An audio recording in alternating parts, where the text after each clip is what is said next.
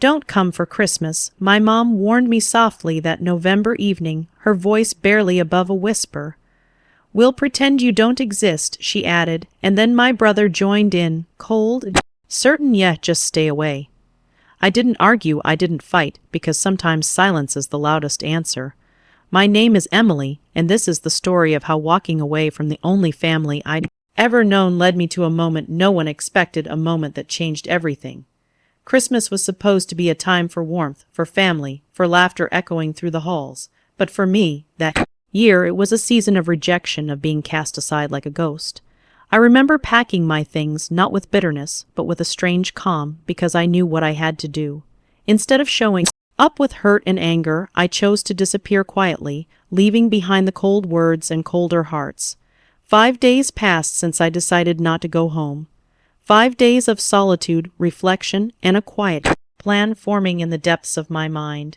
It was during this time that my ex's girlfriend, a woman I barely knew, but whose eyes I would soon see break wide open, saw my photo at a party, a photo that would unravel secrets and shatter illusions. I never imagined that simple image, shared among mutual friends, could spark a chain reaction that not only ended a relationship, but also stirred the family that had turned their backs on me to beg for my return. That photo wasn't just a picture, it was a mirror reflecting truths they couldn't deny. By the 5th day, my mom was on the phone, voice trembling with desperation, pleading for me to come back. But I had already started to realize something important. Sometimes, the family you're born into isn't the family you need, and sometimes, walking away isn't defeat, it's the first step toward finding yourself.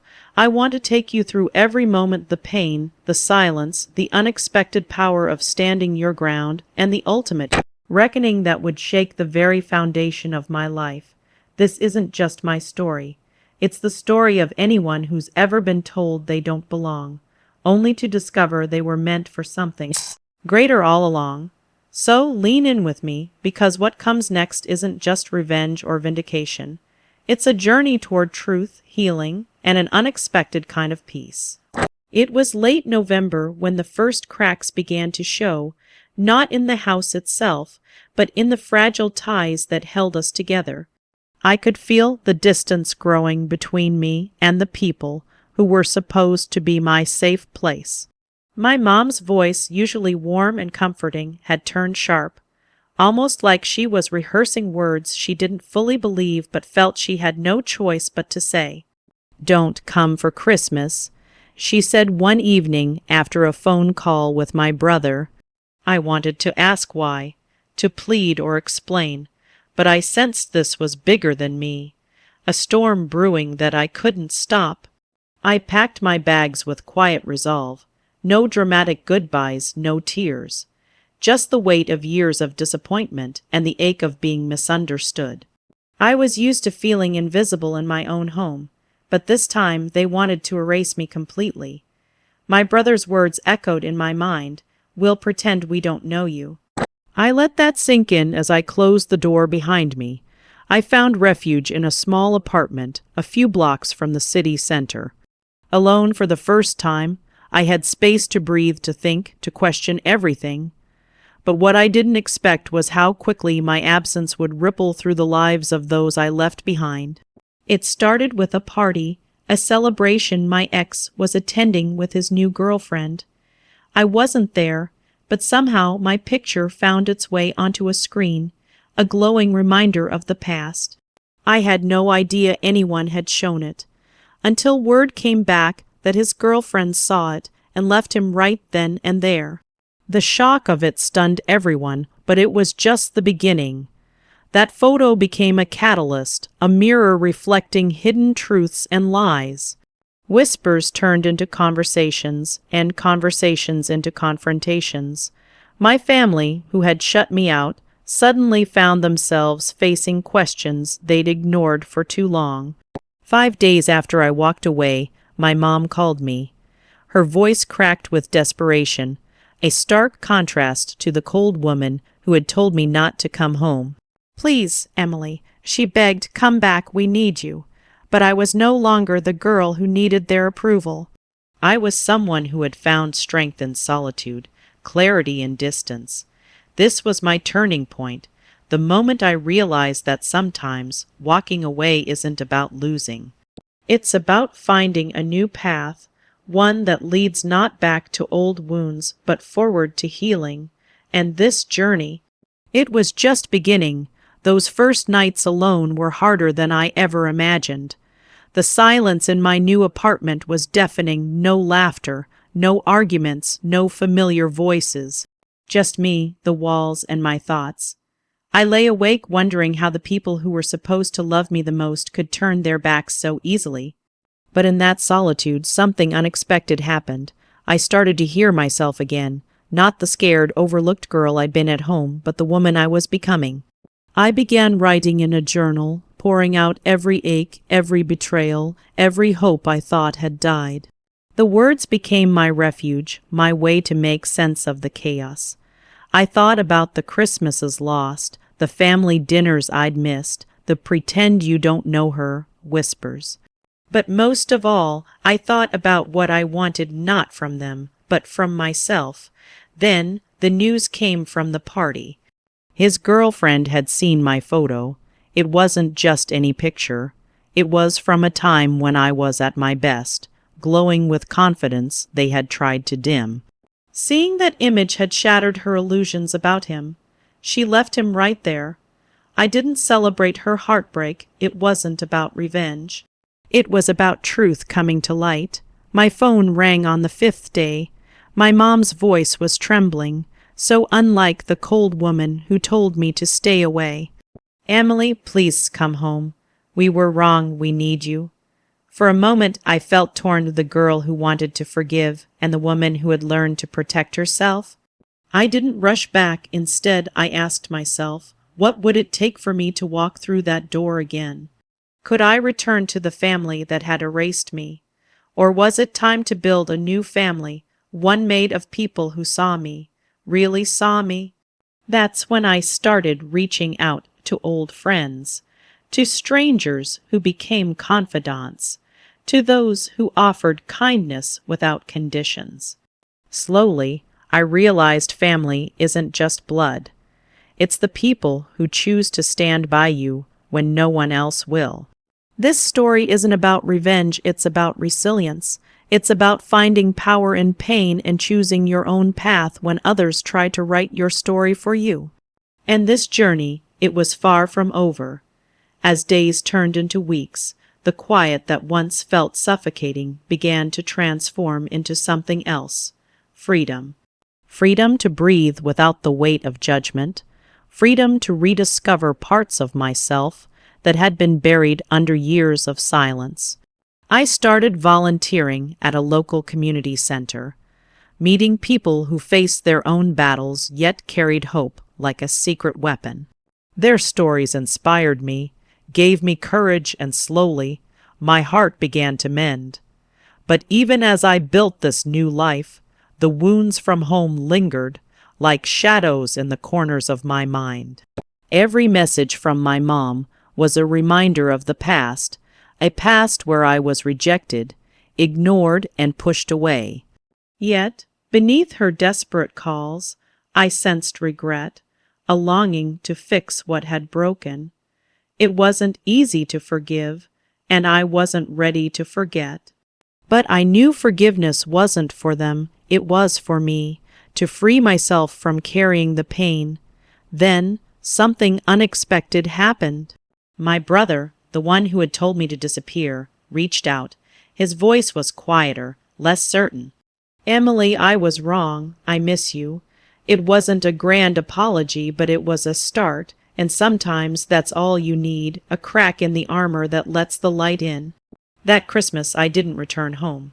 Instead, I hosted a small gathering at my apartment. Friends, old and new, laughter and warmth filling the space I'd created for myself. It wasn't perfect, but it was real, and for the first time in years, Christmas didn't feel like a reminder of what I'd lost. It felt like a celebration of what I'd found. Looking back, I realized that sometimes the people who say don't come aren't trying to hurt you. They're scared, confused, or trapped in their own pain. And sometimes the best revenge isn't anger or revenge at all. It's living well, standing tall, and creating a life so full of light that the darkness can't reach you. My story isn't just about being cast out and fighting back.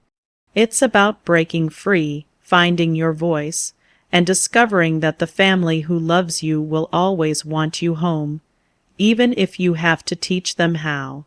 The months that followed were a journey unlike any I'd ever imagined. Each day brought new challenges, but also new victories, small moments of reclaiming my identity and rewriting the narrative that had once confined me.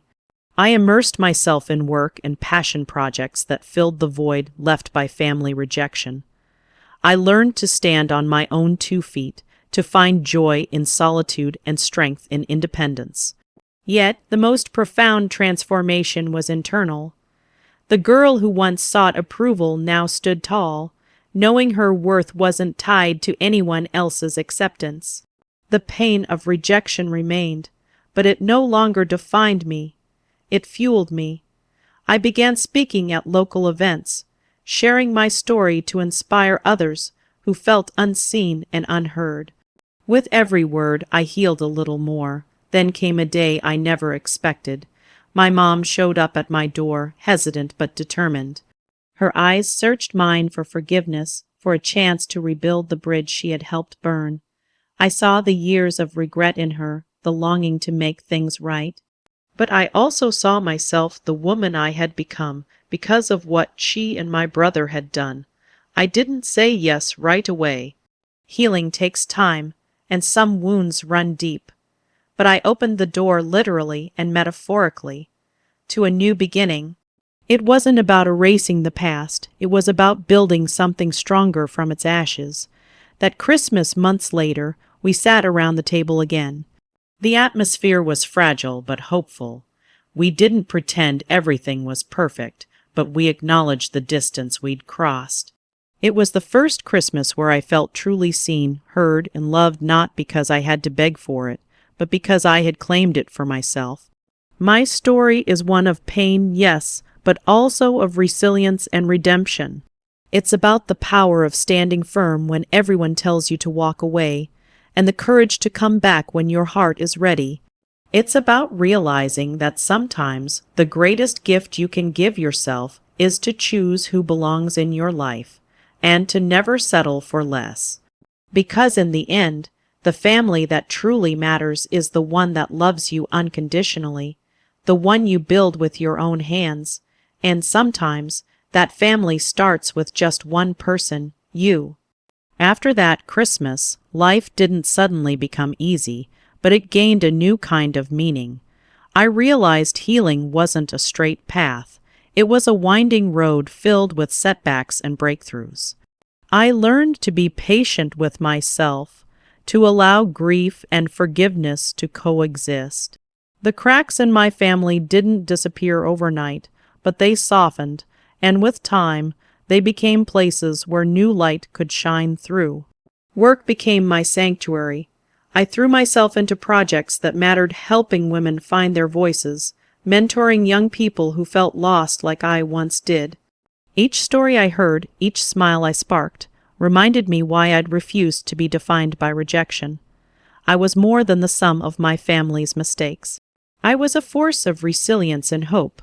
One evening, as I sat reflecting on the journey, I pulled out that old journal, the one I started the night I left home. Reading those raw, painful words, I saw how far I'd come. The girl who wrote them was scared and broken, but also fierce and determined. That fire had never gone out. It had only grown stronger.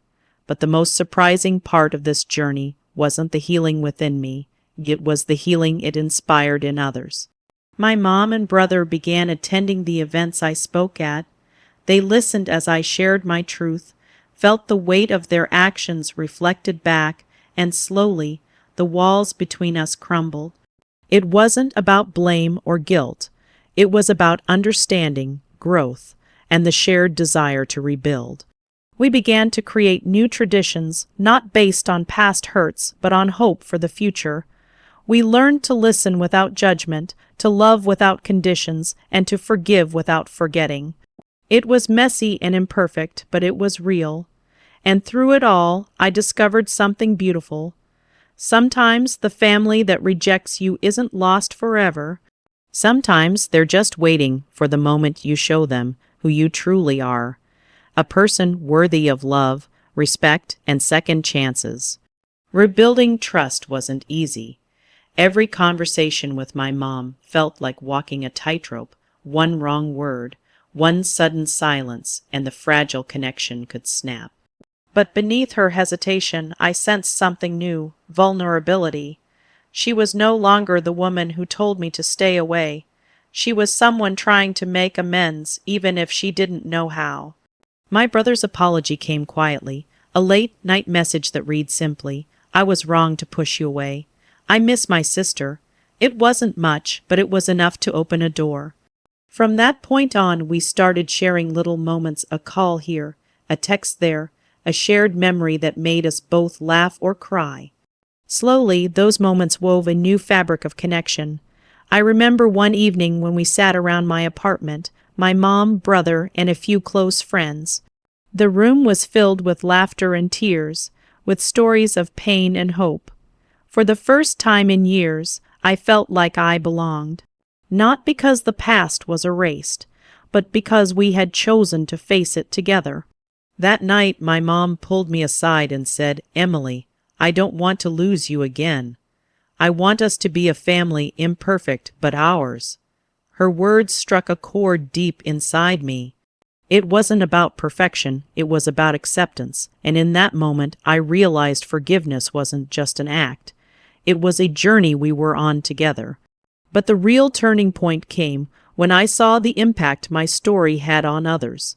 Messages flooded in from women who had been cast out, from people struggling to find their place, from those who felt invisible. Sharing my pain had transformed into a beacon of hope. It reminded me that our scars don't make us weak. They make us human. And as the holidays approached again, I found myself planning a celebration that included not just my family, but my chosen family, friends who had stood by me when blood relatives had turned away. Together, we created a new kind of Christmas, one filled with warmth, love, and the promise of new beginnings. That Christmas Eve, as snow gently fell outside my apartment window, I felt a peace I hadn't known in years. My mom brought a fragile smile. My brother offered quiet support, and my friends, my real family, filled the room with laughter and light. It wasn't perfect. Old wounds peeked through moments of awkward silence and hesitant glances, but it was real, and that mattered more than anything. I watched my mom carefully place a worn ornament on the tree, one that had been passed down for generations. "This was your grandmother's," she said softly. "I want you to have it." In that simple gesture, I saw the bridge we'd built, one that could carry us forward. As the night unfolded, stories were shared, forgiveness whispered between tears, and new memories formed. I realized that the pain I'd carried for so long wasn't a chain to hold me back, but a thread weaving us together in a new pattern, imperfect but beautiful. Looking back on that year, I understand now that sometimes the people who say "don't come" don't truly want to push you away. They're scared of change, of facing their own faults, or maybe they just don't know how to say they love you. But you don't have to wait for them to figure it out. You can choose to live, to heal, and to build a life where you're valued exactly as you are. My story isn't about revenge or bitterness. It's about strength found in solitude, love rediscovered in forgiveness, and the courage to walk away only to come back on your own terms. If you ever find yourself being told you don't belong, remember this. Sometimes walking away is the first step toward coming home, not just to others, but to yourself. And that, more than anything, is the greatest gift I could ever receive. It's funny how life works. Sometimes the hardest goodbyes lead to the most meaningful hellos. That night, surrounded by the people I chose to keep close, I finally felt whole again. The echoes of rejection softened into memories, and the future stretched out ahead, full of promise and possibility. I learned that family isn't always about blood. It's about who stands by you when the world turns its back. It's about forgiveness, not because we forget the pain, but because we refuse to let it define us. It's about the courage to walk away, yes, but even more, the courage to return when you're ready, not out of obligation, but out of love and strength. So if you're listening, if you've ever been told you don't belong or that you're not enough, know this: your story isn't over. You have the power to write the next chapter, one filled with healing, hope, and the kind of love that starts from within. Because sometimes the greatest victory is simply choosing yourself. And that's exactly what I did. Thank you for listening to my story. If it resonated with you, share it with someone who needs to hear it today. You're never alone.